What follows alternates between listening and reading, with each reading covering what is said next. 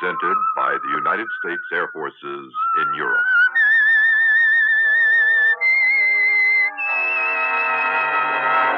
I am the Whistler, and I know many things, for I walk by night. I know many strange tales hidden in the hearts of men and women who have stepped into the shadows.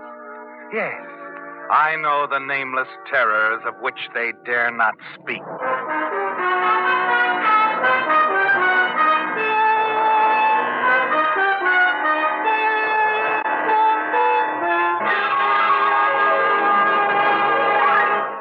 The Whistler will continue in just a moment. The Whistler's Strange Story. Song Team.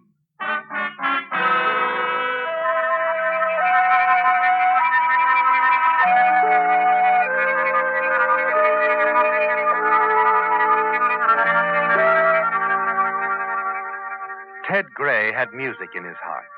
He heard a melody in the rustle of every leaf, saw a song in the bend of every river. A few years ago, Ted teamed up with lyric writer Al Wilson. And now Ted Gray and Al Wilson formed one of the most successful songwriting combinations in the profession. And as Ted played for the 100th time his latest composition, his mood was one of major harmony, except for one thing, his partner. For months, his dislike for Al Wilson had been growing. And now you almost hate him, don't you, Ted? Because you're almost certain he's captured the love of the only girl you've ever truly cared for, Corinne Mitchell. Yes, Corinne. Once your copyist and part-time secretarial helper. Now the head of her own publicity bureau. That's probably Al now, isn't it, Ted? Oh, hiya, Ted. Sorry I'm late. You're always late. Did you finish the lyrics? Yep, all but a couple of lines. You've been playing around with them for 3 weeks. Well, I know, but you've knocked out a great tune this time, kid. And I want to be sure the lyrics are just as good as the tune. That'd be a novelty. I don't know. You've done all right with me. Look, I know a couple of composers who have done just as well and paid a lot less.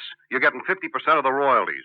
Eddie Regan gets only 20% for the lyrics he writes for Joe Winslow's tunes. All right, then why don't you get Eddie Regan to write your lyrics? He's under contract to Winslow. Oh, is that so? Well, we got a contract, too, 50-50, remember? And it's that or nothing. But anytime you want to call the whole thing off, all you have to do is say so.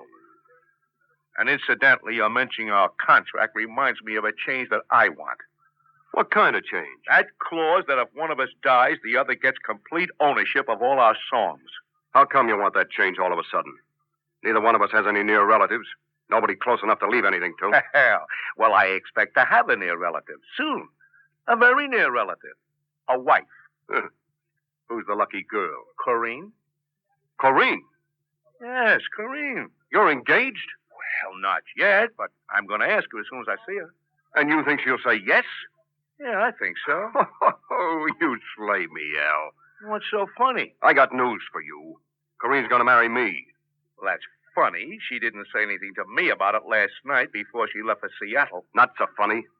I asked her not to say anything until we got our new song, Front Porch, rolling. Oh, well, I'll believe that when she tells me. She'll tell you, Al. She'll have a chance when she gets back. That's all right with me. Meantime, how about finishing those lyrics? With Corinne out of town, there's nothing to distract you. And Roberta Lynn promised she'd record it in time to get it on Peter Potter's jukebox jury program. That is, if we finish it in the next couple of days. Okay, Ted. I'll try to finish it. I wish you would.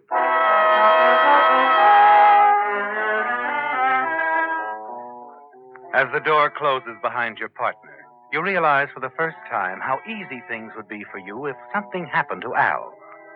You would be sole owner of all the songs you now own jointly, wouldn't you, Ted? And with Al out of the way, you're certain Corinne would marry you in a minute. Then it hits you. Something must happen to Al before Corinne Mitchell returns and before your partnership contract is changed. You're startled as you realize you're thinking of murder. You've never even imagined yourself as a killer. You think about it for a couple of days and then phone Al.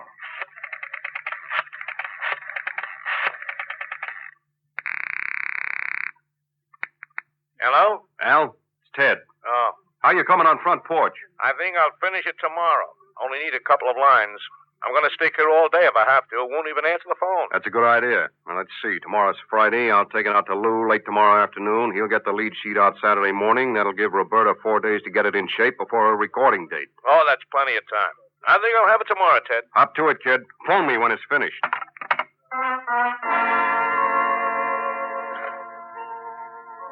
When you hang up the phone, you realize that tomorrow is the day, don't you, Ted? You pace the floor of your apartment most of the night. And by morning, you've worked out a plan you're certain will succeed. At 10 o'clock, you're on the phone again.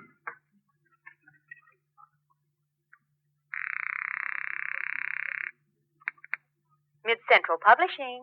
Hi, Gracie. Ted Gray. Oh, hello, Ted. Is the boss in? Not yet. How about Frankie? No, there's nobody here but me. They're both tied up until after lunch, about 3. 3 it is. You're certain now you can dispose of Al Wilson and get away with it, aren't you, Ted? Everyone believes you're Al's closest friend, and you'll make it look like an attempted robbery. You won't make the mistake most criminals make and prepare a perfect alibi. No, your alibi will actually be imperfect with just enough holes in it to make it seem natural. The simple audacity of your act will be your insurance of success. You'll take care of Al around 3 o'clock. Go straight from his apartment to Mid-Central Publishing, where you'll wait your usual 20 minutes or more for Lou. When news of Al's death breaks, you will be as surprised and shocked as anyone. You finish dressing, eat a leisurely breakfast, and read the paper. Then take step 1 in your plan. You drive over to the drugstore next door to Al's apartment building around lunchtime, 3 hours before you plan to kill him. Hi, Mr. Adamson. Oh, hello, Ted. You just missed your partner. Al? I was on my way to Al's. Boy, he said he had to work all afternoon on the lyrics to your new number. Oh, then I guess I'll take him to lunch. Give him strength for the job, huh? I'll take this carton of cigarettes, too, Mr. Adamson. Check.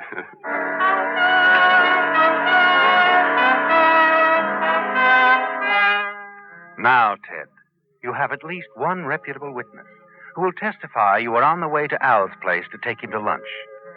You leave the drugstore, and in case the druggist is watching, you enter Al's apartment building. Walk through the downstairs hallway to the rear entrance. You hurry down the alleyway to the boulevard where you've parked your car and drive aimlessly for an hour or so, and then return to your own apartment building, where you make certain another reputable witness will be able to testify that you were at home after your midday visit to Al. Come in. Good afternoon, Mr. Gray. Hello, Miss Carter.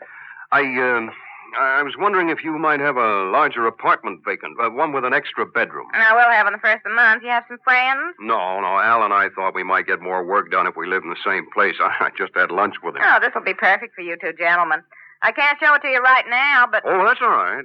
I'd want Al to see it anyway. Besides, I got a little copying to do, and then I got to get out to Mid-Central Publishing. I just wanted to make sure you had one. We'll take a look on Sunday. Your plans are complete, aren't they, Ted? You have 2 reputable witnesses as to your whereabouts at 2 highly important times. Back in your apartment, you pace the floor and watch the clock. Finally, the minute arrives, and at 10 minutes before 3, you walk down the alleyway in the rear of Al's apartment building and hurry upstairs to the 2nd floor. Oh, hello, Ted. Come on in. How are you coming on those lines? I got 'em. Good. Let's hear them. Hey, y'all listen to this. Sure, it's useless to sigh, and it's foolish to grieve. Cause what good are words that your heart won't believe? Hey, you like 'em? Yeah, I like them fine. I figured you would. Corinne was... I don't want to talk about Corinne now. But Corinne was... I said I didn't want to talk about Corinne. What's the matter with you, Ted? What are you... No, Ted. No. Wait a minute. It's done, isn't it, Ted? And you're sure you made it look like a fatal assault during an attempted robbery. Now you must be careful to establish the one important time factor of your day's routine. You drive quickly to an outside phone booth, just a half a block from Mid-Central Publishing.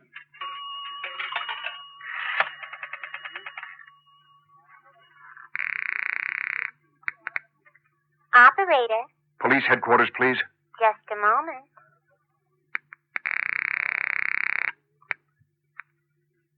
Police Headquarters, Sergeant Quinn speaking.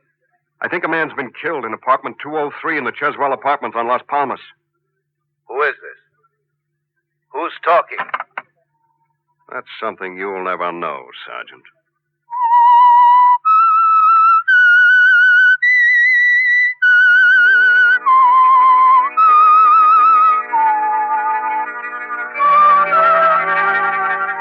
You timed things beautifully, didn't you, Ted? Within a minute after your call to the police, you're at the Mid-Central Publishing offices. You're confident as you stroll into the Mid-Central Publishing lobby, almost on time, for your 3 o'clock appointment. Hello, Angel. The boss here? Always on time, Teddy. No, Lou's not here yet. Oh, that's all right. How about old Texas Frankie? Yeah, he's here. Wait a minute. Ted? Yeah, Yeah, Ted Gray's here. be right out.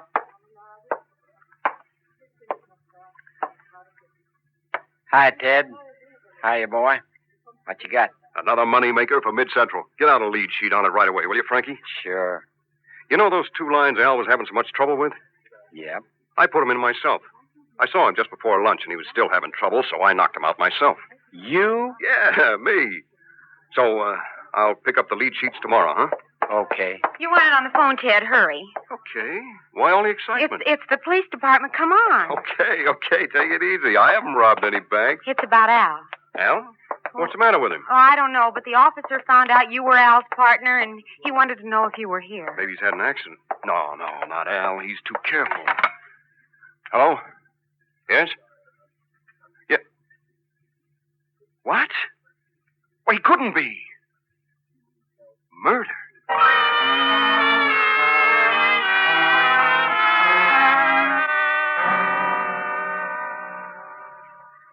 You say you saw your partner this morning, Mr. Gray? Yeah, that's right, Lieutenant. I got over there about 11:45. He was all right? Fine. He was trying to finish the lyric to our latest number. We only needed 2 lines, so we made a couple of sandwiches, ate there in the apartment, and worked on it. Can you prove you were there at that time? No, I can't prove it.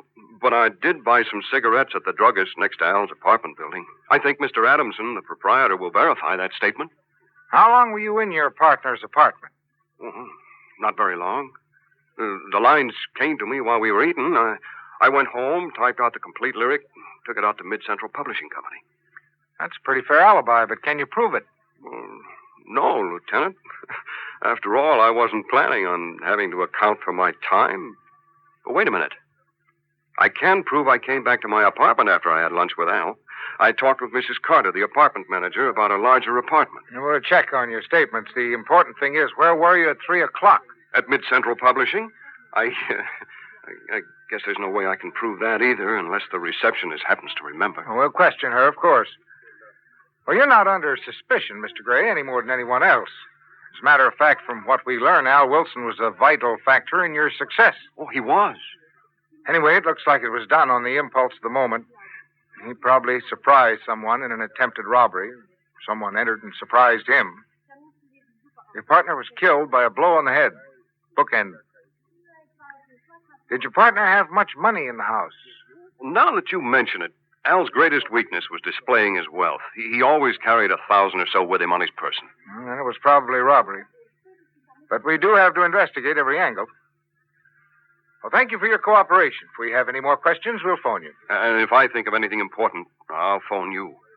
Anything I can do to help catch Al's killer will be a pleasure.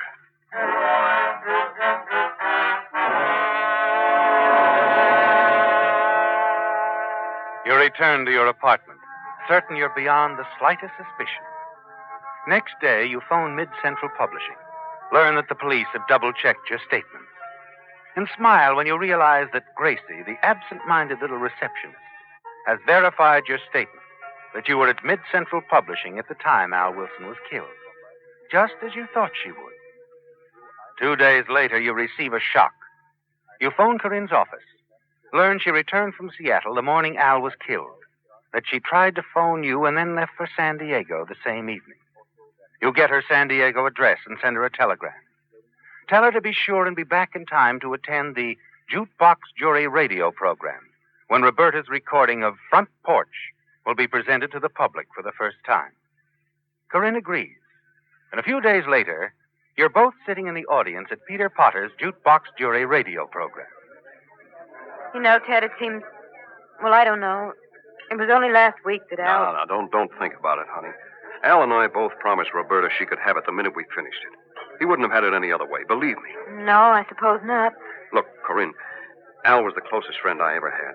We both agreed that if anything ever happened to either of us, the other one would go right ahead. I know. Sure you do. Now, naturally, you feel low, honey, being in love with Al. No, Ted. I was fond of Al, but... Well, I'm surprised you thought that. I thought you knew how I felt.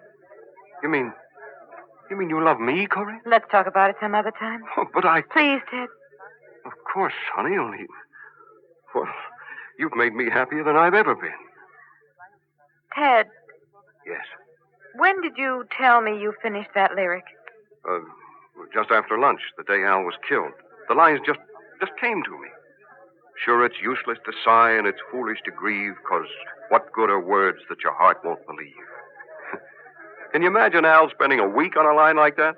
You did this right after you had lunch with him. Yeah, here's the original typewritten copy. Got it back from the publisher a couple of days ago. He sent Roberta a lead sheet a few days ago. Ted, I... Listen to me a minute. We'll talk later, honey. You're all excited now, and so am I. Look, you stay here. Catch things from out front. I'm going backstage and see Roberta for a minute before the show starts. Do you mind? No, Ted, I don't mind. Good. I'll be right back, right after the show's over, okay? Okay. What's so amusing, Ted? Oh, nothing's amusing, honey, only it's just like you said. Okay. After what you told me tonight about the way you felt about me, I'm sure everything's going to be okay from now on out.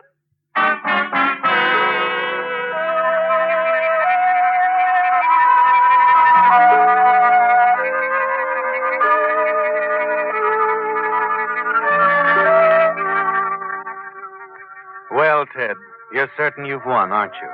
You have complete ownership of Front Porch and all the other songs fashioned by you and your late partner, Al Wilson. And you learned just a few moments ago that lovely Corinne Mitchell, the one woman you've ever really loved, feels the same way about you. Standing in the wings a few feet off the semi-dark stage, your pulse quickens as Peter Potter announces that I'm Going Out on the Front Porch and Cry is coming up next on Jukebox Jury. Now, jury, let's weigh the merits of another of America's brand new records. I want you to listen carefully and tell us if you can, will it be a hit or a miss?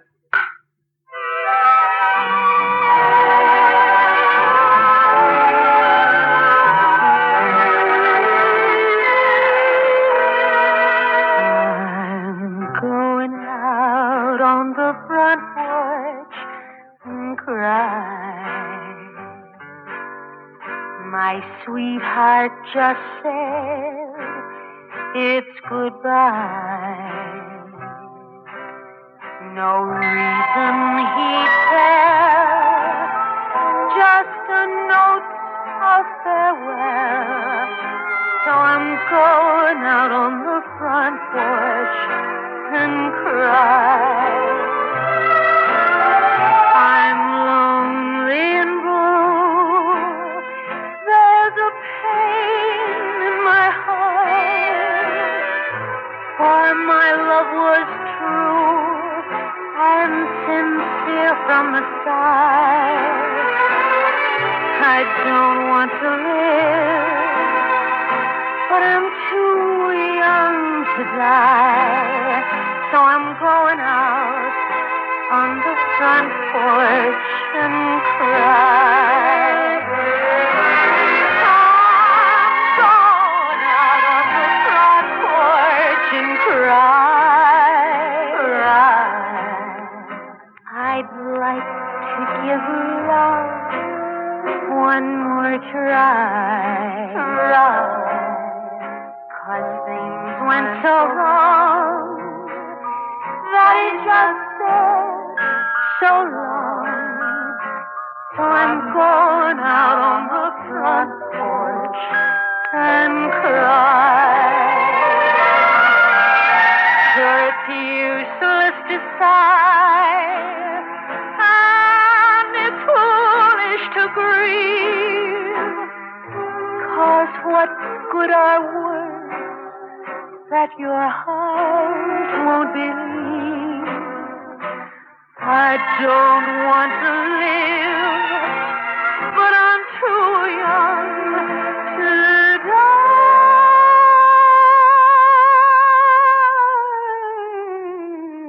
So I'm going out on the front porch and cry.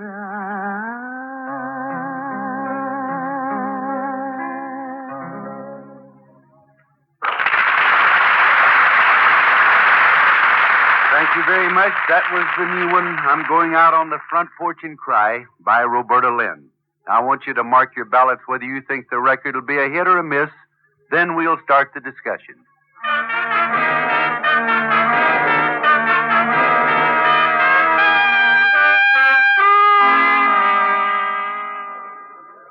Corinne, Yes, Ted. where you been? I've been looking for you for the last 10 minutes. I went outside for a few minutes. Well, I told you I'd be back as soon as the program was over. Oh, I beg your pardon. I didn't realize you had a friend with you. That's all right. This is Lieutenant Roberts, homicide. Homicide? Well, I knew Roberta was going to slay him tonight, but I didn't think she'd be arrested for it. She won't be. I called the police, Ted, right after Pete finished playing the record. You? But why? Because you killed Al Wilson. Me? Well, you're crazy, Corinne. Al It was... had to be you, Ted. Now, look, Those Corinne. few lines you said you wrote. Sure, it's useless to sigh and it's foolish to grieve. Because what good are words that your heart won't believe? They were the tip-off, Ted. You said a little while ago you wrote those lines right after lunch, the day Al was killed. Well, that's right, I did. You're lying, Ted. When you handed me this typewritten copy a few minutes ago, you told me the whole story. Those lines weren't your lines. Or even Al's. They were mine. They came to me about 2 o'clock the day Al was killed. More than an hour after you said you saw Al for the last time. I typed it on my portable, and then I took it over to Al. And you did go to Al's apartment. Well, yes, I called you earlier. I couldn't get you, so I drove over to Al's. Well, maybe I did lie about those lines. That doesn't prove It that proves enough that I'm arresting you for the murder of Al Wilson, Mr. Gray. You see, Ted, I typed those lines on Al's portable, as I'm certain the police will be able to prove. I reached Al's apartment about 2:30 and left about 2:45. The coroner says Al was killed around 3. Well, maybe he was. At 3 o'clock... You had just finished killing Al in his apartment. It couldn't have been anyone else, Ted. Only 2 people besides me could have possibly known those lines. Al Wilson and the man who killed him. Listen next week when once again the United States Air Forces in Europe present The Whistler.